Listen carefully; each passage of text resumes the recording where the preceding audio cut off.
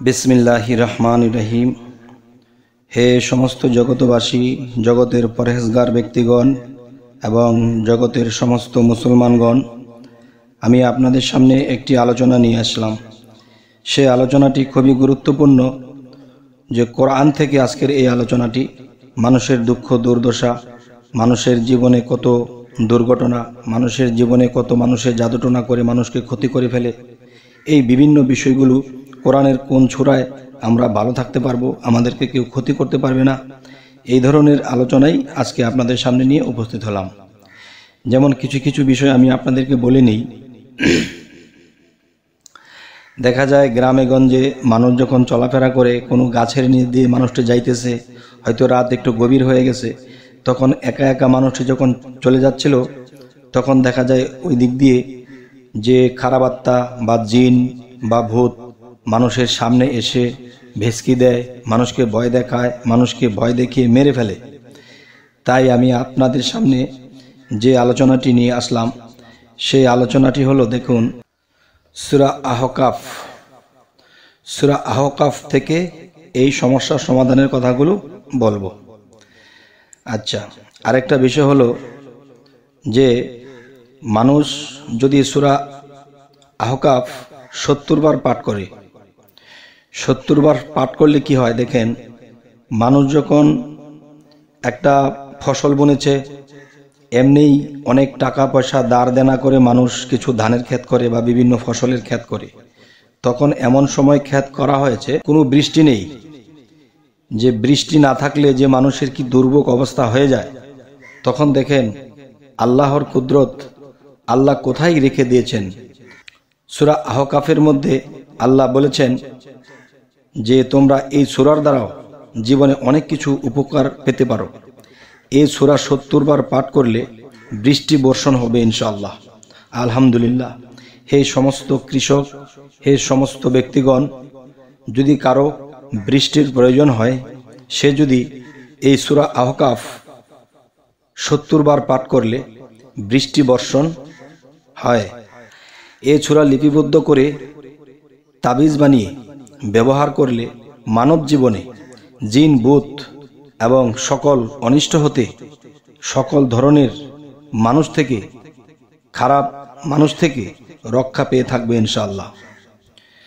তবে হে সমস্ত জগতবাসী, আজকের যে আলোচনাটি আপনাদের সামনে করতেছি, এই আলোচনাটি হয়তো শহরে বন্দরে যারা আছে তাদের হয়তো জমিনে বৃষ্টির প্রয়োজন হবে না। বৃষ্টির প্রয়োজন হয় একমাত্র যারা কৃষক, যারা পানি পায় না। আচ্ছা, এদের জন্যে বিশেষ করে এই সূরাটি 70 বার পাঠ করে এই কাজটি করবে, ইনশাআল্লাহ বৃষ্টি বর্ষণ হয়ে যাবে। আচ্ছা, এখন আসবো সূরা জাসিয়াহ। সূরা জাসিয়াহ এর আমল ও ফজিলত নিয়ে আপনাদের সাথে কিছু আলোচনা করব ইনশাআল্লাহ।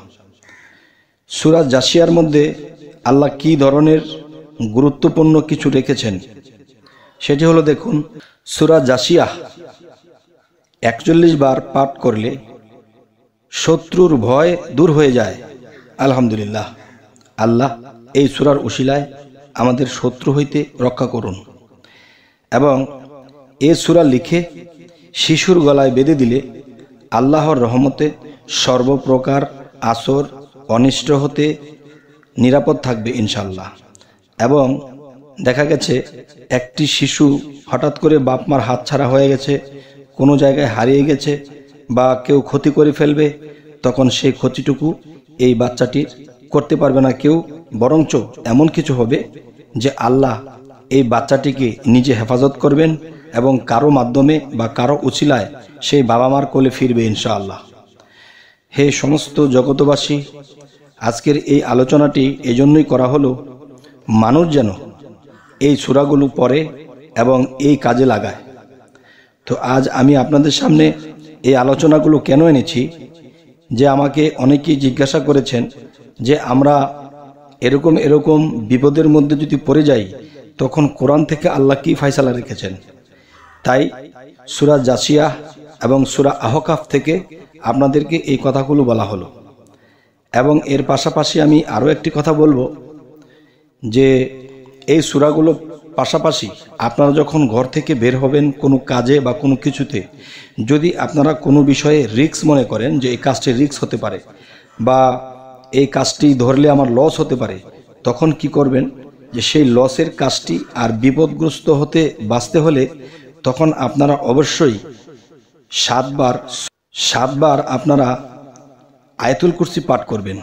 আয়াতুল কুরসি পাঠ করে নিজের বুকে ফু দিবেন এবং 7 বার পাঠ করে নিজের মধ্যে তো ফু দিবেন, তার মধ্যে 1 গ্লাস পানির মধ্যেও ফু দিবেন, সেই পানিটুকু খেয়ে ফেলবেন।